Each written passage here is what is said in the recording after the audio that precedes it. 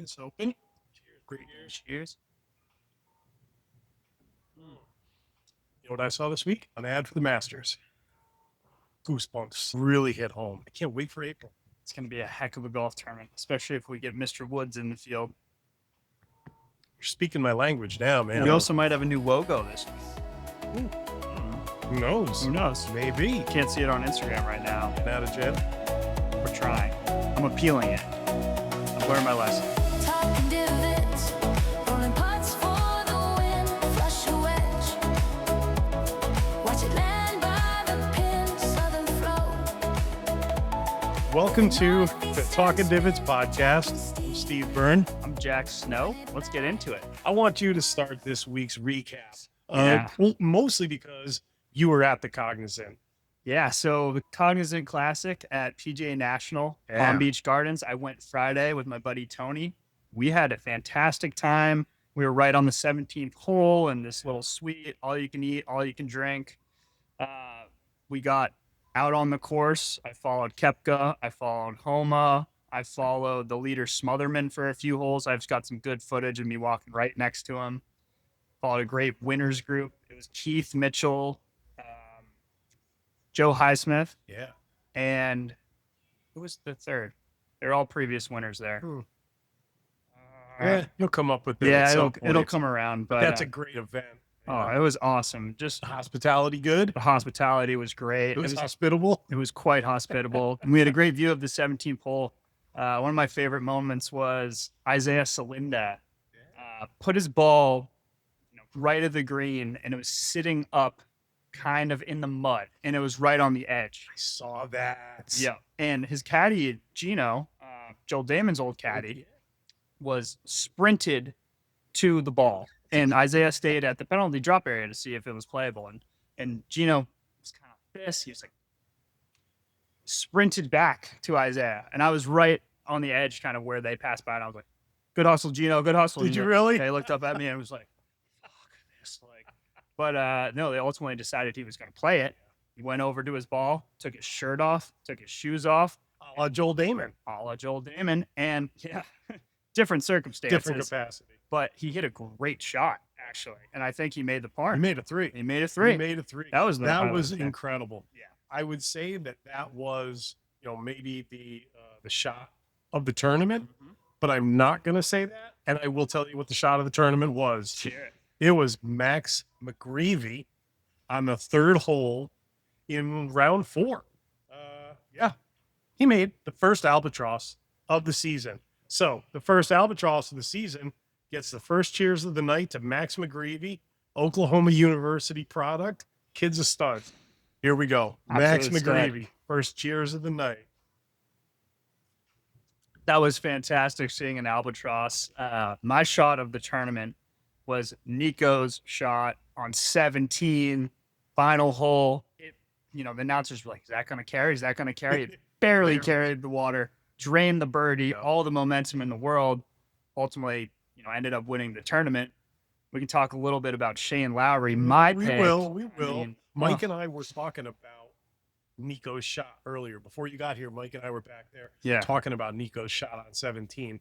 That took every bit of that guy's golfing persona, his chutzpah, whatever you want to cojones. It took Cojones. all of it. That was baller. Absolute baller move right there. And that won him the tournament because Shane was in the midst of his collapse. He collapsed right in front of him, really. Or in back of him. Yeah, right behind Right him. behind him. I was watching it. He was my pick last week. We still haven't had a winner hit this season, so I was feeling really good. Went into the day with a 3-stroke lead, 63 on Saturday, just really catapulted himself. And he hit 2 iron shots in the water, made double bogey on 16, 17.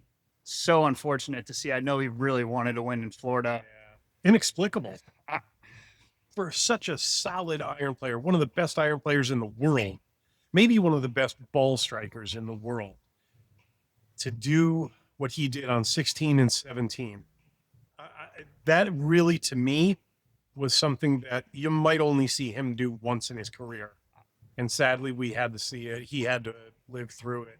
But you know what? Shane Lowry's going to rebound from this. He's got that in him. He's going to come back, and it wouldn't surprise me if he won during this Florida swing. I completely agree. And especially that shot on 16, you have so much room on the left, even in, hit a low 4-iron up the left side with a little bit of a cut. If you're in the left rough, you're fine. You're playing for bogey. Hit it in the bunker, just left of the hole, get up and down, or try to. 17 was just another one where it's like, where did that come from? He almost got safe on the other side of the water. Yeah. It was such a bad shot. It was tough, but yeah, poor guy. I like Lowry to come back strong this week and throughout the Florida swing. So Yeah. He might just be in that fuck it mentality. Just damn the torpedoes, full speed ahead. I'm just going for everybody's throats. Yeah. I'd love to see it. I'd love to see it. I wrote to you that day, that Sunday, to watch out for a couple things. One of them was watch out for Nico Echeverria and Taylor Moore. They were teammates. They might have been roommates for a little while at University of Arkansas. And what did they do? They finished 1 and T2. I'm not saying, again, I seriously got to get checked out in these mutant clinics somewhere. I might be clairvoyant. I don't know. If I was, I would have probably picked a winner by now. Maybe I'm just not selfish enough that I, exploit that talent that I obviously have. I think we need to start picking our winners. I do too. And I think You came close this week. we were close. Yes. We've been close, but a few other, things to wrap up this tournament. Two of my guys, Keith Mitchell, Joel Damon, top 10. Yep. Brooks gets his first top 10 back on the PGA Tour. T9, right? Yeah, shot a Yeah. 65 on Sunday. That was huge. And then Nico, 63 on Thursday to be in second right behind Smotherman. 72 Friday, and then 66 on the weekend. That's going to win you a tournament. Big ups, man. Big Big ups ups for to him. Nico. That was great. Yeah. Great for Brooks. Smotherman got himself into the API this week because of his finish. Yeah. And so that's his first signature series event. That kid is on his way. I know I said this a couple episodes ago. I like Austin Smotherman. Again, the clairvoyance. It's just coming out of me now at this point, Jack. He was rolling the rock, and he was fun Yeah. to follow. He kept his, head down and hit some good shots, was a Yeah. smart player. Ultimately kind of gave it away or just didn't do enough on the weekend to really get Just that didn't win. do enough. Yeah, I think just you didn't hit do the enough. nail Yeah. on the head there. Yeah. So I am always looking forward to the Arnold Palmer Invitational. Fantastic. The Cognizant, that was a great tournament. I'm glad you got to go with T. That must have been so much fun. That was a But lot of- let's look ahead to this week's API. This event, when it was a full field event, wow, it was amazing. This is one of the signature series events that I can get behind because it's at Arnie's place. I feel sort of the same way about the memorial being at Jack's place in Ohio, but Arnie, it's always it's tugging at your heartstrings now because he's been gone like 7, 8 years, 9 years, something like that. But he's always going to be right there with everybody. These guys who play for all this money, they've got two people to thank, and they've got Arnie to thank for the sponsorship money, and they got Tiger to thank for the prize money. And that's the truth. Any golfer anywhere will say the same thing. Yeah, Jack brought notoriety back in the day, really propped up the majors. But Arnie was the guy back in the day. He got those first big contracts. Pennzoil, his own brand obviously became quite big, still is. And then Tiger with the winner's purses. People started coming out to see more golf. All of a sudden, it became 10 deep at every golf tournament because of Tiger. These guys are playing for this type of money because of Tiger and Arnie. So, Arnie, always going to get my cheers. We miss you, King. We hope you are playing golf in heaven. Cheers, Arnie. Yeah, and it's a great segue into my Tiger stat here. He's won 9 times. Did I just lead you into a Tiger stat? Blind? Blind. Yes. He's won 9 times at Bay Hill. His first win there was in 1991 as a junior in the U.S. Junior Amateur. He was 15 years old. Wow. He's won 8 times on the PGA Tour. He won 4 times in a row from 2000 to 2003, back-to-back in 2008, 2009, and 2012, 2013. But some of Tiger's most memorable moments came at Bay Hill. Such a legendary place. It is the largest purse on the PGA Tour. Is it so? It's Is the it largest larger purse. than all the other Signature Series events? Because I- they're 20 million. What's this one? I think it's 25. I looked it up. Yeah, and someone said it to me Baby. the other day, and I fact checked them, and they were right. So That's crazy. That's bigger than the majors, isn't it? a lot of money. Yeah. Craziness. But you know what? That's Arnie's house. If anybody deserves to have a greater posthumous type of tribute, monetarily wise, Right. it's Arnie. So Yeah. I'm excited for that, man. Me too. What's the winner's purse? The winner, I think, is around 4 or 5 million. Okay, so they're normally 4 million. Or are they 4 million? I mean, it's the most. It's got to Yeah, be the it's most. the most. So I mean, it's the Totally the biggest most. purse. Yeah, man. That's heavy. It's great. Yeah. Oh, that's exciting, man. I'm looking forward to it. You know, what I really like to do is I like to look into these tournaments and look to see who's really to thank. And me being a former golf course superintendent, I'm always going to look at the golf course superintendent, the director of agronomy, and the lead equipment manager. I'd love to give them a shout out right now, and I can do it pretty quick. So this week's API up in Orlando, the golf course superintendent is Miss Alex Hills. She has been there for 6 years. This is her third go around as the golf course superintendent. She works with Chris Flynn, who is the director of grounds. I believe Chris Flynn has been there for like 20 years. And Pete Clover is the equipment manager at Bay Hill. Obviously, this place couldn't run without these three people and their tremendous staff. So want to give a shout out to Alex, to Chris, and to Pete. So have a great week. Way to go. And something funny enough, we got a follow on our Instagram account from one of the grounds crew members at the Arnold Palmer. Get at Bay out. Hill, yeah. Yeah. He followed us. I followed him back, and I checked out some of his videos. Rolling greens on 17. Looks like a Exceptional. cool dude. So Oh, I bet he is. Yeah. If he's working at Arnie's house, he Yeah. is cool. we'll give him a shout out. Excellent. We'll tag him in one of our posts. Let him know Excellent. we talked about. We've So, started something new. Yeah, I like it. I like that. What else do we have for the API this week? Well, I think we've got a very, very strong field. A lot of the top players in the world coming back. I think we've got some great picks coming up. Hmm? We can recap last week's picks. It's not too hard. We went 0 for 4. We did. We had a bad week. We went 0 for 4. Did we have a top 20 or did No, no, we were just missed everything. we just got Yeah. absolutely goosed. You had Smalley as your winner. I had Lowry, and then you had Zach Boshu, and I had Luke Clanton. Zach Oshu He came was close. T23. Yeah. Luke Clanton didn't make the cut. Didn't make the cut. That was too No. bad. That was too bad. So- Oh, you know what? And I misspoke last week.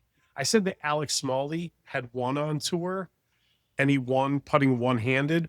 I had my players with the initials AS mixed up. It was Adam Schenk who had done that. So my bad. But had I chose Adam Schenk based on that criteria, I would have done even worse.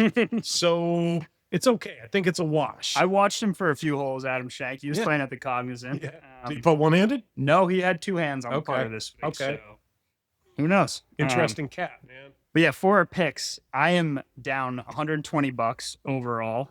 You're down 230. Ouch. So we need to really kind of step it up this week. And we've actually implemented something new where we kind of got rid of our favorite and dark horse, because our favorite and our winner are typically the same. And we still have our dark horse, but our dark horse is now going to be our top 10 pick for the week. Yes. So we're going to have a top 20, a top 10, and a winner. We have 3 bets every week. Yeah. More chance to win, more chance to lose. Yeah. However, you guys can follow along and place these bets as well. Mitch is in the lead right now. Mitch is pretty darn close. Yeah. One show Mitch, he's in the lead. Yeah, he's up. a guy who doesn't really play golf. No, he doesn't. And he made his picks based on the names that he recognized That's very Mitch. from watching a couple, tournaments with me, but he did a great job. Fantastic. That's very Mitch. Uh, Okay. You want to start it off with the winner, or do you want to go? How do you want to do Let's it? start with our top 20. Save the winner's juice for last. Do it. All right, so I'm really excited about my picks, and Okay. what I'm most excited about this week as a whole is 2 of my favorite golfers, 1 and 2, are back in the field this week. My top 20 pick is Justin Thomas. He is back in the field this week. I'm so excited to see JT play. Back surgery. It seems like he's fully healthy now. He's waited till his game's sharp enough for our tournament. He's plus 175, which I think is insane value here. Yeah. He's played historically very well at Bay Hill. Has he won Bay Hill? He's never won here, no. But yeah, JT, top 20. Great pick, man. First week back. I love JT's game. I do I love too. how aggressive he is and how he's little, right? Yeah, he's not a bit. He's 5'10-ish. Yeah. But he's thin as a 1-iron. Yep. Yeah. This Getting guy comes out stronger. of his shoes. He's just, he's hand strong and His swing is so good. He gets it's so vertical. And I've tried. I physically can't move my you shoulder don't have that that way. shoulder movement. No. You don't have that, no. Dislocated this like 12 times playing football. So it pops out pretty much every swing, or pops. Doesn't completely pop out. But yeah, I've tried doing the JT training similar to Nelly Corder. She gets so vertical and is so flexible there. Best swing in the world. Best Nelly swing in the Corder. world. Yep. 100%. JT around the greens, like those little 20-yard, 30-yard. He and Jason Day, man, best in the world. I don't know, but if there's anybody better, I want to watch them. 100%.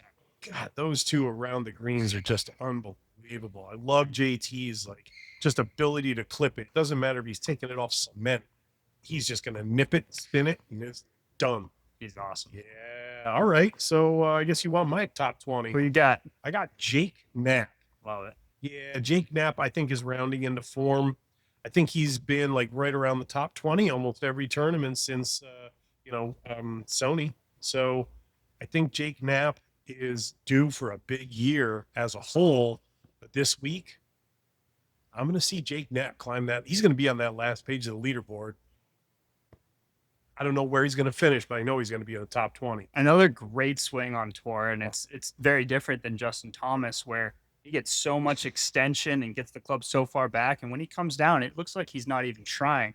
But he's got 185 ball speed all day with that driver and just lets it rip. Yeah, silky smooth, man. Yeah, Silky smooth. It's like he never stops moving, which you see a lot of guys now pausing. And, like I have a little bit of a pause in my swing. Not that I'm equating my swing to Jake Knapp's, but God, if I could have that silkiness and that confidence to be moving all the time, man, his swing is envious. it's just or fluid. enviable. It's very fluid, and if he keeps his driver in the fairway this week, I think he's got a really good chance because Bay Hill, the rough is tough. You really want to keep it in play. If you bomb it, I mean, you're going to have a good, bomb it in the fairway, you're going to have a good chance to win if that putter and your short game's working.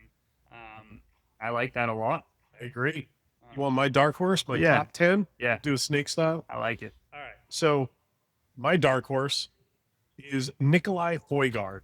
And I take Nikolai Højgaard on the heels of a top 10 at the Cognizant. He has been steady all season long. I do want to see how he plays in a tournament where his brother is not in the field. They got to have that twin simpatico thing going on. So maybe if he finishes way down then we have cracked the Højgaard code. And we just got to keep these guys on, different time zones or whatever. Nikolai Højgaard, I love his game. I love his demeanor. I think this guy could win this year. He's very young, 24 years old. Maybe he's not quite ready to win, but he could back his way into a top 5 any week this year. 100%. There's my dark horse, kid. I like it a lot. He's been playing well. So is his brother. My dark horse this week is another guy. He is my favorite golfer to watch. Steve Byrne. How'd you know? No, I didn't see you on the tee sheet this week. Maybe you're teeing off at 5:25 a.m. And the first other group goes off at I gotta 7:30. go out there early, streak the whole way. Yeah, you're gonna play the round in 2 hours. But it's Sungjae M. Once again, back from injury, Yes. wrist injury from training, military training. He has never missed a cut at Bay Hill. He's got a 3rd place finish, 7 top 25. So every start he's had, he's been in the top 25. He eats this course up. He's another guy who I've been following, waiting for his return. He said he's not coming back until he's in form and tournament ready. I think he's going to be firing on all cylinders. We got Willie Wilcox on the bag, another great personality in golf. Yes. Love Sungjae. And my top 20 or top 10 pick, plus 900 too. Very good value. Insane odds for Wow. that. Fantastic value. I can't find a flaw with that pick because I can't find a flaw in that guy's game. He's got it from all angles. Great driver of the golf ball, great course manager, great iron player, wedges for days, really good putter, and just this the whole way through the tournament. Unflappable, that dude. He just smiles. He's just like got that like good pick. I like Sungjae. Right. Since we're going snake draft, it's my winner pick now, and I debated on this, and I was gonna pick Scotty. We have a rule where we can't pick someone 2 weeks in a row, and we didn't pick Scotty last week, obviously, but I picked him. That was a good choice that we didn't pick Scotty last week. Yeah, no, it probably wouldn't have worked out too well. Kind of similar to how I almost picked Tiger Woods for the Genesis. You tried real I hard. tried. No one would have taken my bet. But I'm gonna go Tommy Fleetwood, and he's only got one win on tour. Because you got Tommy Fleetwood's hair. I got his hair right now. I'm probably gonna get a haircut this week, so it's the last time I can do it. He's got a 4th place finish, a 7th place finish this year. His game is so good. He's so solid. He's at the top of the leaderboard anytime he plays. I think this course really sets up well for him now, where, driver in the fairway, ball striking machine. And if that putter's working like it should, I like Tommy a lot. The only knock on him is he can't win on tour. He can't win on tour. Well, he won at East Lake last year and got the biggest check of the season. I think that gave him a ton of confidence moving forward. Some people say he's too nice to win. No, he's got that killer instinct, and I think he's going to show it this week. Good pick, man. Tommy Fleetwood is a guy that it's like if you don't like Tommy Fleetwood, you're an asshole. Yeah. Yeah. Like he's just very likable. Even in Ryder Cup years, he's really hard to root against. He's just that guy that everybody likes. You know what his major was in college? Economics. Theater. Wow. Tommy Fleetwood could be in movies. I bet. Yeah, absolutely could be in movies. But you know what? He's a pretty good golfer. So he decides to make his living going that route. Good pick with Tommy Fleetwood, man. Is he a value at all? Yeah, he's plus 1,600. So, I mean, most of these winner picks Why are... did he get to be that big of a value? He's the third, shortest odds there. It's Scotty, Rory, and Tommy. But okay. winner picks are tough. I mean, only one guy can win. It's a big Only field. one guy can win. Okay, so I guess you want my winner. And my winner is not going to be a big surprise. I'm going with Rory McIlroy this week. I'm a huge Rory fan. And Rory can put 90% of his game together.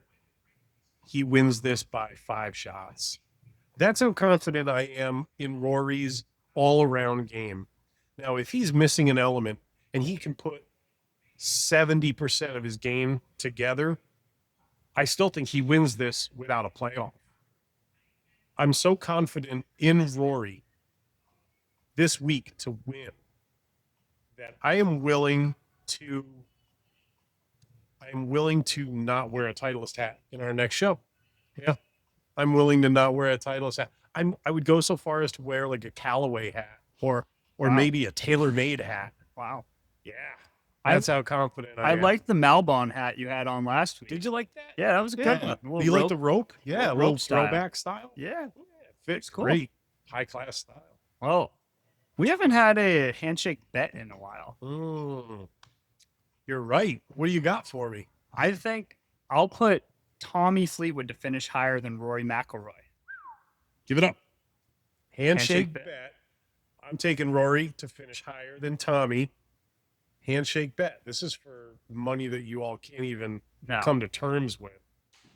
Yeah. It's for strokes on the course. I'm not giving All right. I think we're 1-1 on our handshake bets. Yeah, we are. We haven't flat. had one in a while, so this will be a little tiebreaker. Yeah. Keep track of it. Yeah.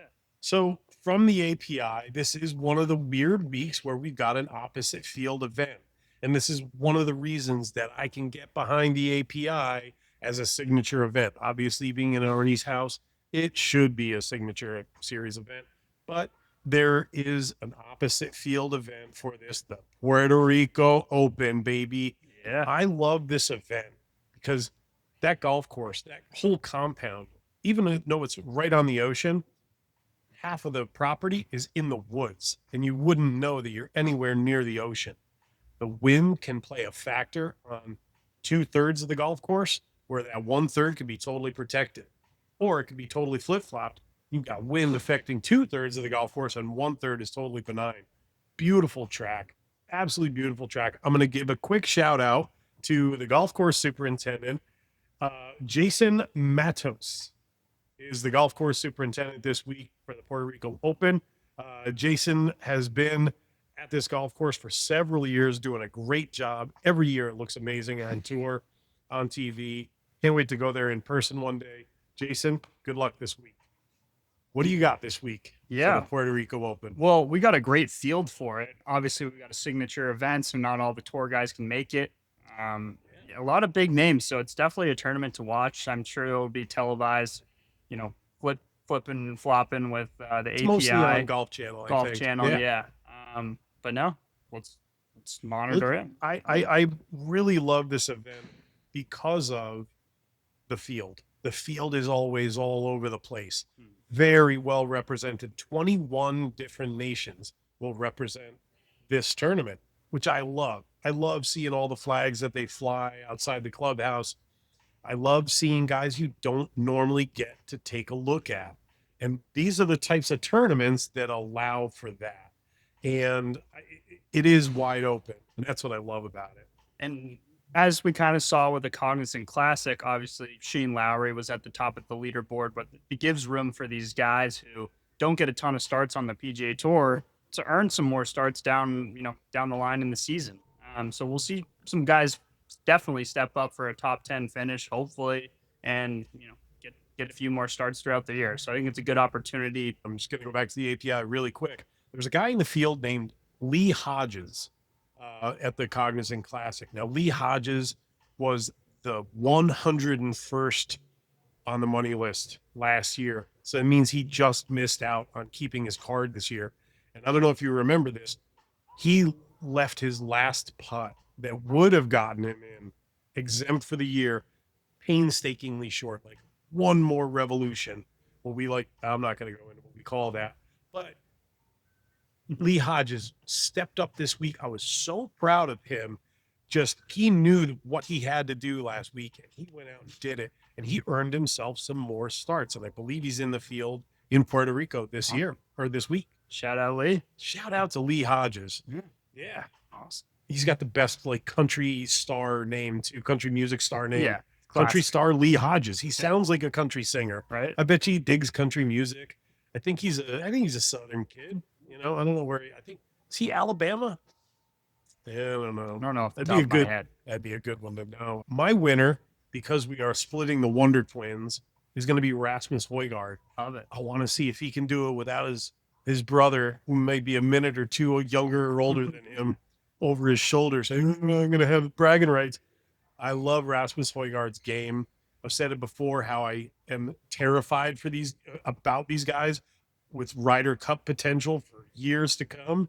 I wouldn't want to face down a team of Rasmus and Nikolai Højgaard, and I'm sure that that's what's going to happen to the American team.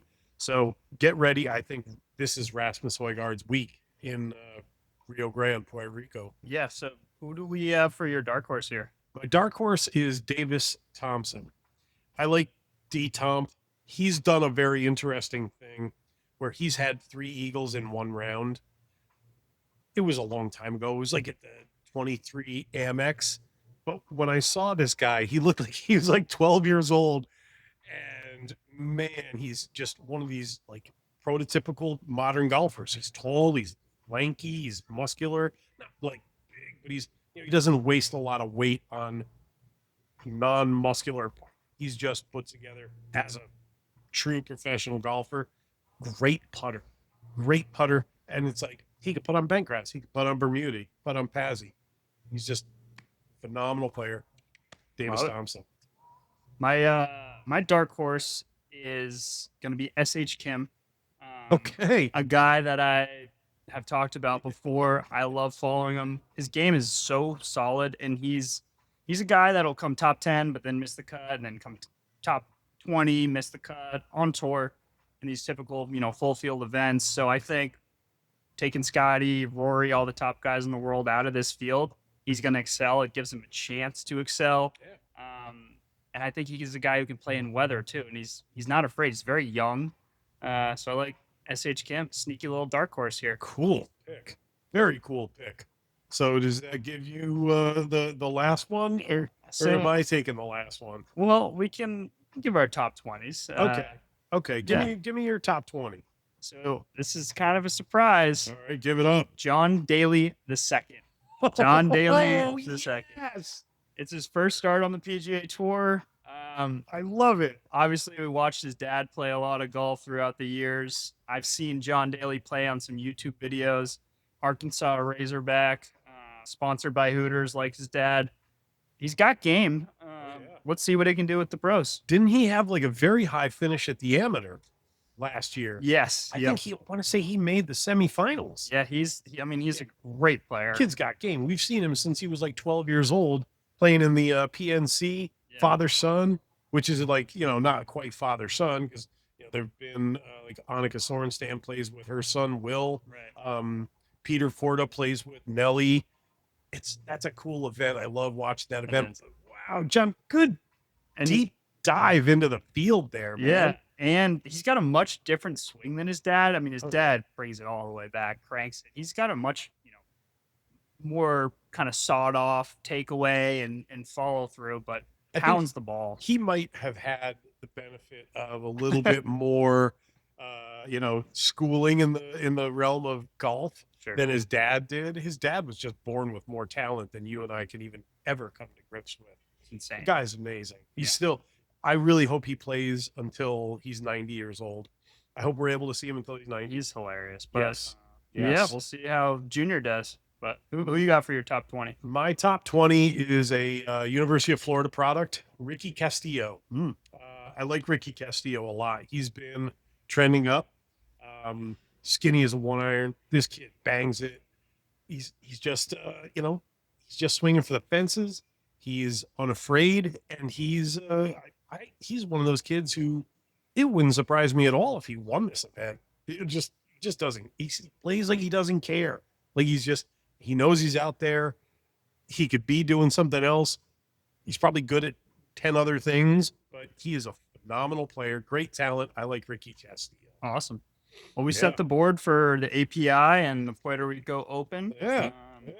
Let's go outside the ropes a little bit. We got a fun topic this week, fairly similar to our top 5 favorite bands, but we're going to go our top 5 movies of all time. Top 5 movies. Yep. We're going to do it in a snake draft format, similar to what we've been doing tonight. If a movie gets picked that Steve picks a movie, I can't pick it right after. So there might be some stealing here.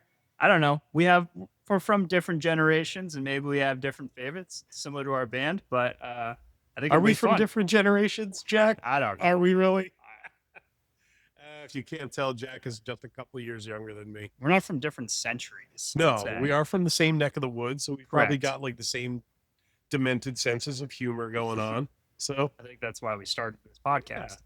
You going first, or am I? We'll do rock, paper, scissors. Oh, a little Rochambeau. I like it. Nice. All right, so it's rock, paper, scissors, shoot. Boom. Yes. Okay. Yes. A lot of people don't know that. Yeah. I get that. Ready? Yes. Rock, paper, scissors, shoot. Rock, paper, scissors, shoot. You got first pick. I will go first. You want to go 1 to 5? Yeah. I'll go 1 to 5. Okay. So anybody who truly knows me knows that this is not a reach or a stretch. My favorite movie of all time is Caddyshack. Maybe the funniest movie of all time. Definitely the most impactful sports movie of all time. You could put it right up there with Rocky. You could put it right up there with, any movie. It still holds its weight. It's still funny to this day. I still, after having seen it, and this is no lie, I've seen that movie over 100 times, easily over 100 times, maybe getting closer to 150. I still see stuff that I never saw, and it cracks me up. Those guys had such a great time making that movie. I mean, that cast, Rodney, Ted Knight, Chevy Chase, Bill Murray, the late Cindy Owens. Amazing, bringing together of these, like, just no names for the most part. Chevy Chase, Bill Murray, Ted Knight, they were the only people who had actually done anything. Rodney was a straight up comedian. He had never made a movie. Rodney Dangerfield thought he had bombed the whole way through the filming of Caddyshack because there was no feedback. There was no crowd. He was always used to the crowd giving back to him. Cindy Owens took him aside one day and she's like, she could see that his confidence was shaken. And he's like, I'm doing terrible here. She's like, no, my God, you're owning this. Just keep doing what you're doing. And Rodney, that might be Rodney's greatest movie. I love Back to School. I love, what are some of his other? Easy Money was amazing. But Caddyshack, for me and for most sane people, is the greatest movie of all time. That's my number one. I need to brush up on my Caddyshack, obviously. I've seen it a few times, but not as many as you. My number one overall pick here is Pirates of the Caribbean, Curse of the Black Pearl. I loved this movie. Johnny Depp, Jack Sparrow is such a great character, great persona. I try to run like him sometimes when I'm going out with my friends down Los Olas. Like the shoulder. I mean, it's the best. Elizabeth Swann was probably my first crush ever. Keira Knightley. Oh, Keira Knightley. Okay. Yeah, the character's name. Wow, you're Orlando- digging deep there. Oh, yeah. That character. Will, Orlando Bloom. Great film. And just the whole kind of Jack Sparrow coming back from the depths. It sets up all the later films, but they're not as good. The first one is the best. He gets back the Black Pearl eventually. They find the treasure. It was CGI was first coming out, where all the guys stuck on the pearl become bones at nighttime and are that just underwater scene. yeah, That was just crazy. unbelievable. Yeah, I remember that. Pirates. I mean, you just can't really beat it. And the humor of Johnny Depp as Jack Sparrow is it's very subtle, and it's just his character, but it's phenomenal. I always think that he kind of channeled Keith Richards from the Rolling Stones in order to play Jack Sparrow. And then Keith Richards was in one of the later movies down the line. That's a good pick, man. He's kind of a rock star. Yeah, I mean, He in is a a rock way. star. He plays in a band. In No, LA. I mean Johnny Depp. Yeah. And as He Jack plays in a Sparrow. band. Oh yeah. Yeah. The Vampires of LA is Oh. the name of his band. He's a very good guitar player. Oh. Yeah. A little knowledge for you. I like that. Yeah. All right, so snake draft. So I get the second pick. Yes. I'm taking Anchorman, first one, the funniest movie ever.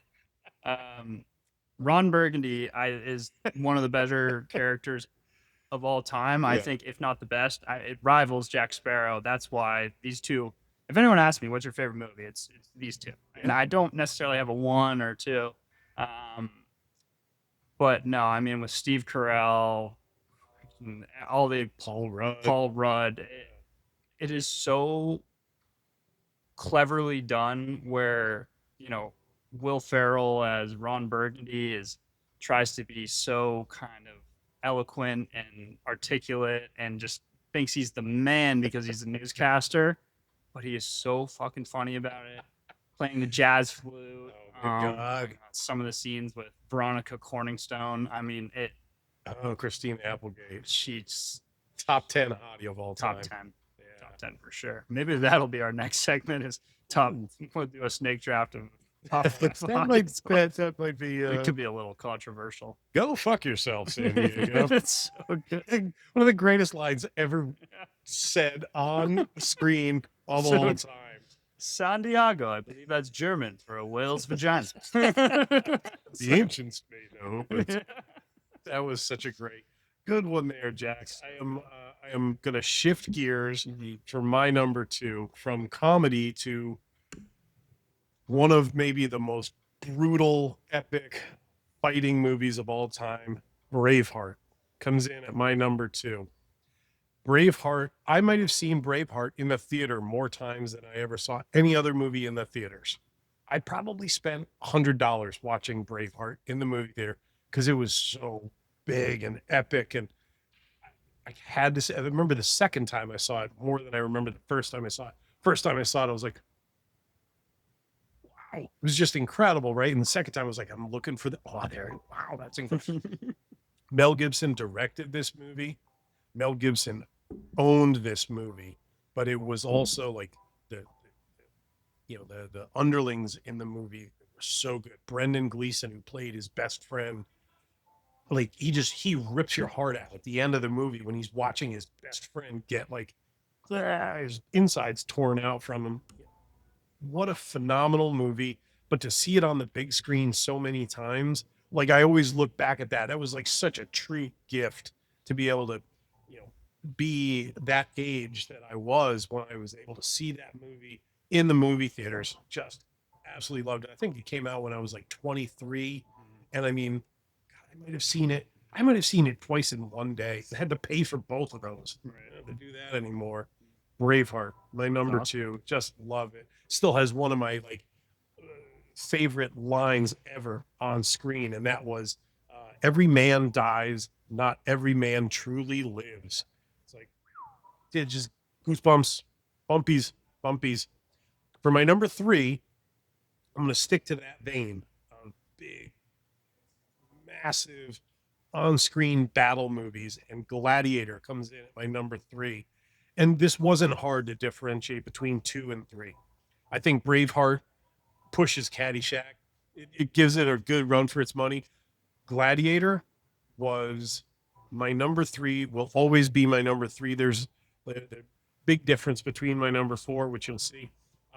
Gladiator with Russell Crowe, absolutely one of the biggest, grandest, bloodiest, eye-opening movies that you will ever see. If you ever get a chance to see in the movie theater, which I doubt you did because you're 4 years old, it is a real treat to see on the big screen and to hear in like IMAX or whatever sound system you can get it through. That was, I think, THX, which gave way, I believe, to IMAX. Gladiator is what every movie should strive to be. Similar to Caddyshack, Gladiator 2 fell way short. So did Caddyshack 2. We don't even talk about that movie. But Gladiator, Russell Crowe. Awesome. Yeah. My number 3, yes, that's still on the board, is Borat. You can tell I like comedies. You like to laugh. Oh, I love to laugh. Sacha Baron Cohen is, I think, one of the funniest people around as well. His ability to put himself in public situations and make people uncomfortable is one of my favorite types of humor. And that is what he did throughout this movie. I mean, a lot of the scenes are unscripted, him interacting with the public. And some of the one-liners that have come from that movie will stand the test of time. If I'm nice, how much? What type of dog is this? Like, just so good in terms of the context of the movie and the context of life at times. And so many kind of subtle jabs at, between international conflict or at the United States in general and all our downfalls. I think it's really well put together, very smartly done. And that movie forever. I mean, I try to watch it once a year, so it's a little bit fresh in my mind. I would watch it, every 6 months, but then it gets a bit repetitive. That character kills me anytime I see it. It's Borat. So I'm glad that stayed on the board for me. Whereas Sacha Baron Cohen couldn't be more unlike Borat in real life. 100%. Wildly intelligent guy. Like, he's one of these guys. Like, there was this musician back in the day named Frank Zappa, and Frank Zappa spoke in front of Congress, speaking out against the PMRC, I think it's the People's Movement for Radio Control or something like that, led by Tipper Gore at the time. Very well spoken and takes you like off guard because you don't think he's gonna. But man, I'll tell you, I've heard Sacha Baron Cohen speak out, on social, topics. You listen to this guy, you're like, that's still Borat, right? I mean, it's like still the guy who's as great. It's him. He's incredible. Good pick, Jack. I love it. Proud of you. falls down to me at number 4, Spider-Man 1. Peter Parker. I think I saw this when it first came out in theaters. I was a young buck at this point, but was my favorite superhero for a long time. I was Spider-Man for Halloween many years in a row. MJ, also one of my first crushes ever.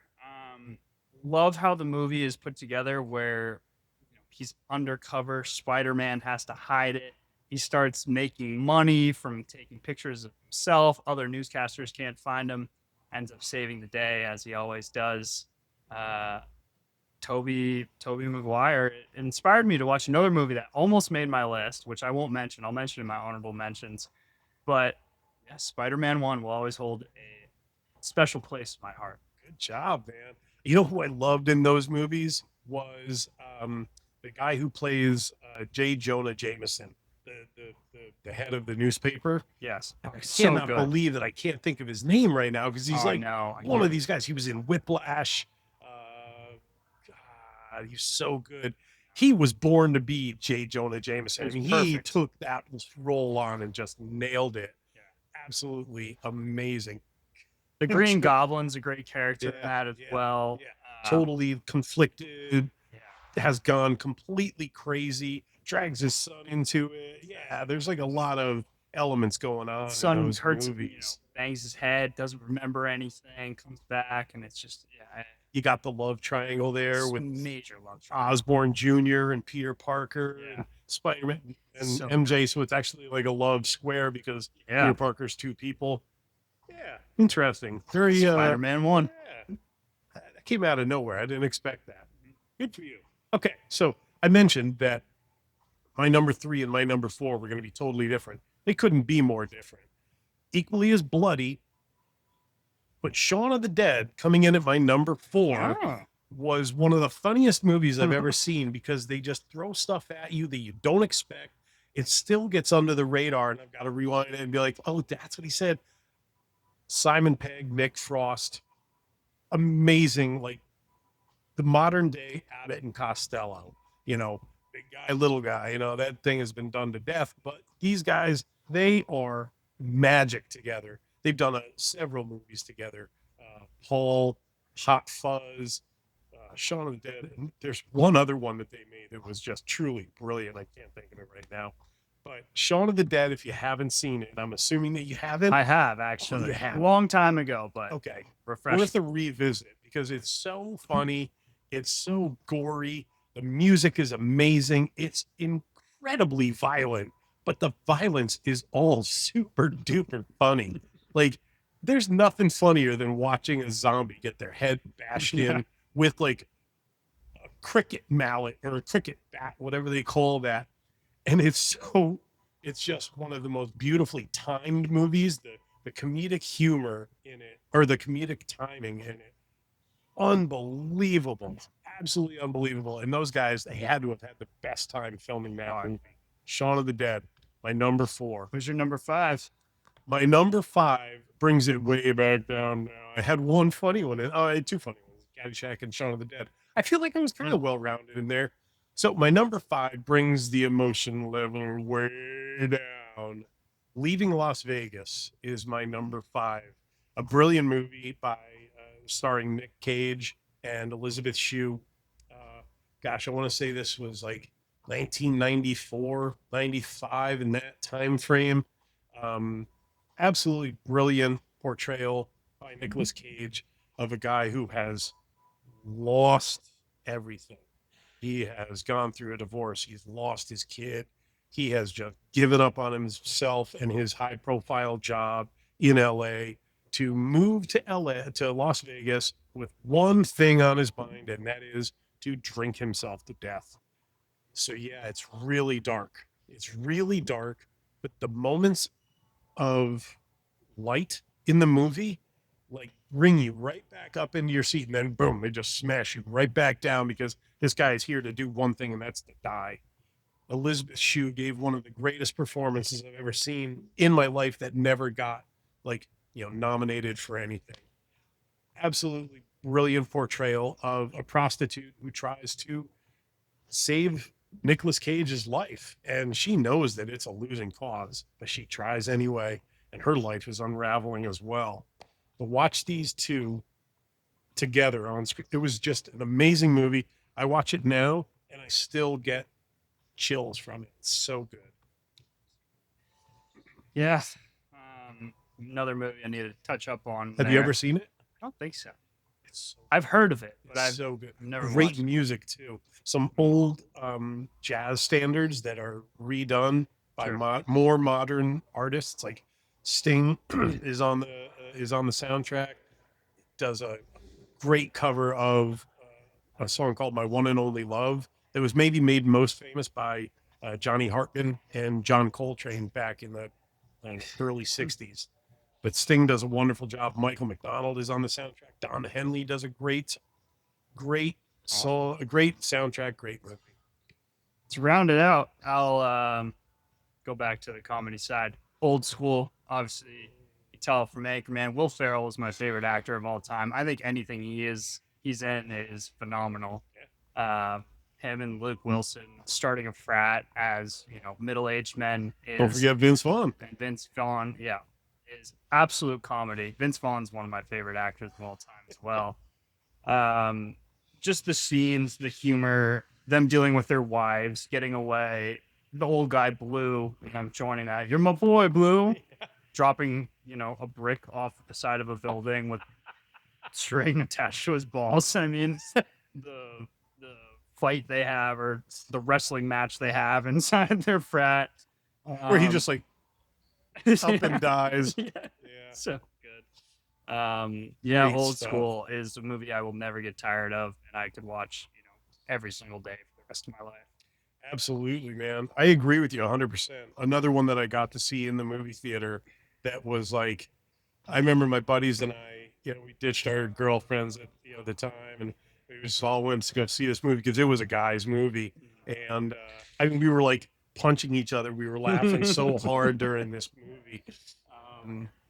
The Jello wrestling scene or whatever So it was. good. KY, I think it was KY Jelly wrestling scene. so So funny. like and it was, it might have been hot fudge too, or like chocolate or something. I don't- anything that's probably slippery KY. and Yeah, yeah, it's it KY. was- that is just a phenomenal movie. Jeremy Piven was awesome in that It's movie. so good. I mean, as the dean, God, there were so many funny scenes in that. Snoop made a great cameo in Yep. that. It led up to one of the funniest scenes that you're ever gonna watch in a movie of Will Ferrell streaking. Not the first time that Will Ferrell has gone bare ass in a movie too. He's not a guy who was built for being bare ass, but He's not afraid. He's got Not a lot of afraid. confidence to be that funny. I think you just need to have that certain mindset that I am the funniest guy in the world. I think he changed comedy and the projection of movies kind of in that early 2000s range I to agree. now, because so outrageous. Yes. That, comedy was maybe a joke here and there, but just outrageous, kind of in public, shameless acts, kind of like Borat.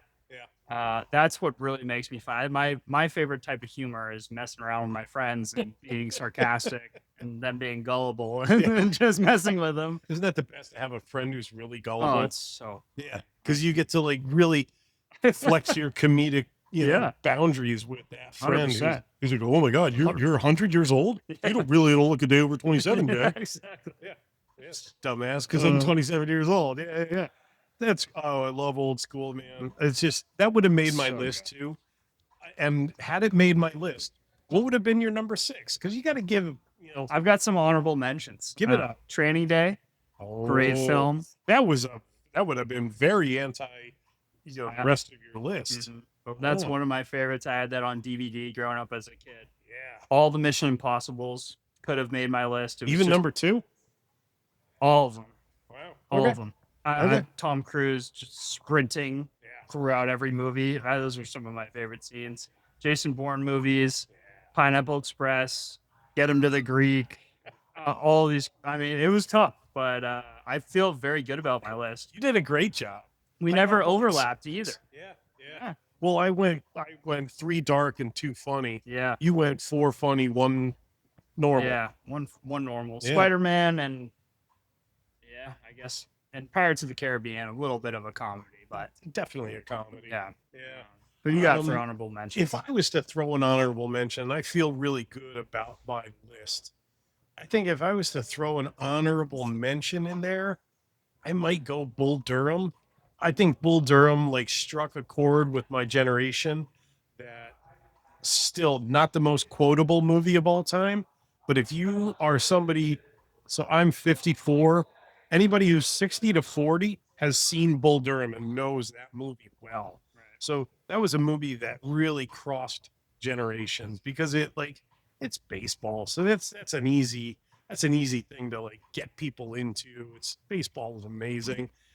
Kevin Costner was at the height of his game at that point. Susan Sarandon was smoking hot in that movie. There's some funny ass moments in there, but being about minor league baseball, right? So there's plenty of good Major League Baseball movies, and then you get the Bad News Bears saga that was about Little League, which was hilarious, but it's about minor league baseball, like maybe the unsung backbone of American sports is minor league baseball. And they hit the nail on the head. Like these guys are having fun, but they're trying to make it to the show. And there's guys there who are over the hill and they're not going to get there. If it was going to happen, it would have happened already. And there are guys who are truly there because they love the game and they don't want to move on to something else. And that is minor league baseball to a T. It reminds me a lot of hockey players too. I've got so many, hockey buddies or just know of people that fucking love hockey, and they play in the minors and they play in, the QHL, and they just keep their dream alive. Oh, that's great. And a couple more honorable mentions I would have had, both a Christmas theme, Elves, obviously, and then National Lampoon's Christmas. I think that might be one of the funniest movies of all time. I'd have to throw Fletch into mine. Yeah. If you've never seen Fletch, that's a great Chevy Chase. Oh my God. Yeah. There were two Fletch movies, Fletch and Fletch Lives. Hmm. I always thought that Fletch, the original one, was better than Fletch Lives. I'd get some pushback on that from people, and I would totally understand that. Yeah, man. That was a great National segment. Lampoon's So Christmas good. Vacation. So That good. whole series is fantastic. So good. Vegas Vacation is good. The original Vacation, where they go to Wally World with the late great John Candy. The European one, The European Vacation. is There's outrageous. Big Ben Kids. outrageous. Once again, we are coming to you from Strokes and Drivers in Fort Lauderdale, Florida. Just a phenomenal place. If you are looking for a golf simulator to add to your weekly golf repertoire, right behind us, 3 hitting bays, state-of-the-art technology. You will not find a better place because there's 3 bars. There's a great burrito spot. If you want to throw hatchets, Jack, you can throw hatchets here. We're 100 feet away from a hatchet throwing place. This place has got it all. The Sis Trunk Marketplace in Fort Lauderdale, Florida. Coming down, check out Strokes and Drivers. What a great place. And it's great timing if you're here on spring break and staying in downtown or near the beach. It's the closest golf simulator to downtown Fort Lauderdale. Truth. By a lot. They've got three great bays here. We're going to be starting a league on Yeah. Wednesday nights. Yeah. Putting that together with the owner Mike currently, but yeah, can't say enough good things about this spot. Yeah. They also, the Warrior Golf Academy is run out of Strokes and Drivers. So obviously, we want to support our troops and our wounded warriors. And John Sessa is the guy who runs that organization. So come on down to the Sis Trunk Marketplace, check out Strokes and Drivers and everything else that they've got going on here. You won't be disappointed. So great lead in for our Divot of the week. I love it. Yeah. Let's chop it up. Okay. So this is going to ruffle a lot of feathers because some people don't want to acknowledge the fact that this exists in the prestigious game of button up golf, right? But Jack, tell me, what constitutes a gimme putt? Yeah, we're going to talk about this in a context of a 1v1 match play event. And I think there's a lot of different factors that lead into this. And obviously a lot of people post scores on their gin that aren't necessarily what they shoot. And one, I think that hurts them overall. Their Okay. handicap is lower than what it needs to be. And two, it gives you a false sense of confidence on what kind of scores you're putting up on a day-to-day basis. So I think a legitimate score on your gin is ball and hole every single time. You're playing match play, you're going to give them some gimmies. And I think it depends a lot on kind of where the match is at. So if I'm 5 up on you, right, through 10 holes, and I want there to be a match and I want Steve to press and have some hope, I'm going to give him, some 5 foot, 6 foot putts that, we'll push a hole, move on to the next one. If you ever give me a 6-foot putt, I'm going to punch you square I in the might do it. nose. I might do it because I think it depends on the match. It doesn't necessarily depend on the length of the putt. Maybe if the match is close, we're even. I make a 15-footer for birdie. You've got a 3-footer for birdie. I'll say pick it up. But I think it really depends on the context of the match and kind of where everything is at that time. Okay. To that point, and I've never thought that you're a really nice guy on the golf course. Not. You're not. So I'm surprised to hear you say that you're going to give somebody a 6-footer. You're playing me in match play. I want you to regret it. I want you to think I didn't belong on the same property as that guy. If I've got you 5 down after 10, I am looking to strangle the last gasp of air out of your throat. You're not getting anything from me. I might make you putt out a 1-footer just to watch you do it. So I'm very surprised to hear that you would like to extend a match because all of a sudden you want to wear the white hat. Man, oh man. Eventually, I'm sure we're gambling a little bit on this match. I want to get another precedent. I want you to get some hope potentially. And there's also, the side of it where I don't want you to see yourself make a 3-footer. So yeah, I don't want to see you putts go in all day, give you that confidence for the rest of the round. Maybe pull it out on 18 where I'm not giving you that one. Well, I don't know if we got any closer on this conversation, but I don't know either. It might be one of those things that just goes on forever and there's never going to be a resolution for it. But you know what? We got it out there into the ether. People are going to talk about it. 100%. Yeah, I think we've done our part. Well, I think that wraps up episode 6 of the Talking Divots podcast. I'm Jack Snow. I'm Steve Darren. Make sure to check us out on all our socials, Instagram, TikTok. This full video will be posted on YouTube. We have the audio on Spotify. We'll see you next week. Cheers.